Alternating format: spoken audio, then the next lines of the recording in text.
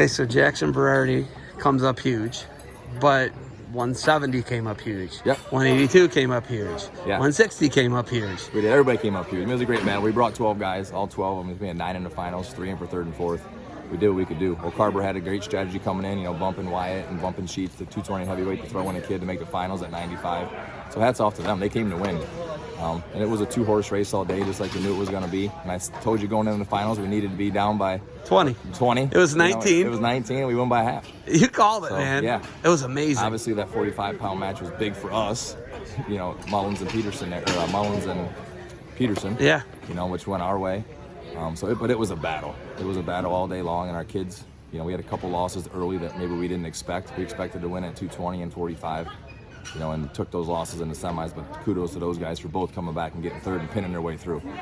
So when you look at, you guys come in here, you got 5-peat. I think if this is in the regular tournament, you guys win by 50. Yeah. That's my opinion. Obviously, the ADs and the principals did a great job of making this happen.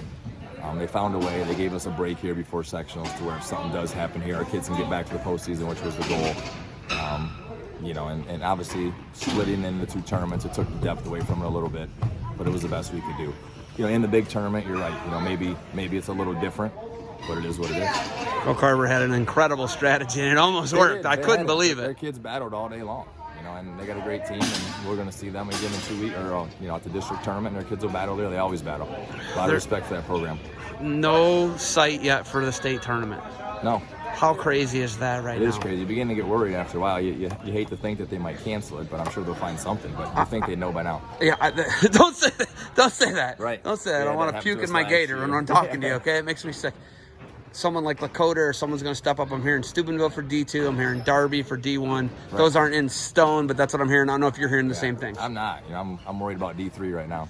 Where are they having D3 at? Yes. So speaking of D3, you have a state duels. Yep. And you win it. And there was a lot of talk, not on your end, on Legacy Christians. I talked to the Browns this summer, and there was a lot of talk that I guess they thought they were going to steamroll you guys. I'm not sure what was going on there.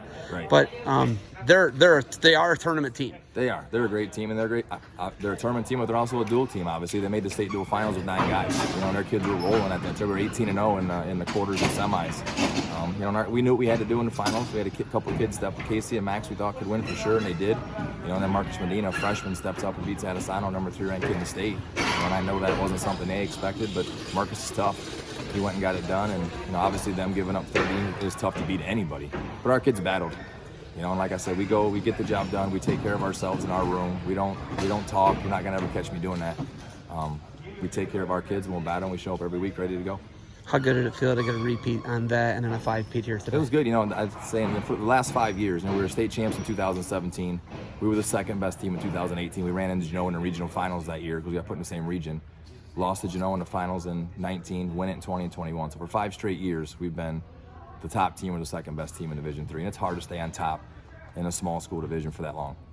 From here to wherever the state tournament is, what do you guys got to? Is there a magic number? What do you got to do to win the state tournament? I think they have, if you look at them, I think they have 2, I would say, locks in Campbell and Brown. LaCure is wrestling really well, and then they got 6 other guys that are right now top 8 guys.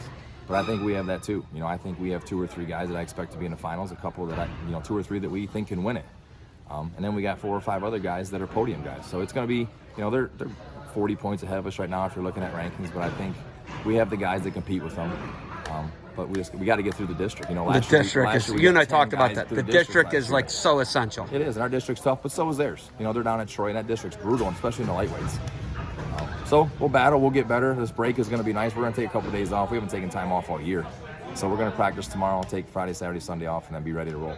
All right. You got anything else for me? That's it. Go Chargers. Congratulations, 5-peat, Coach. 5-peat. Thank you.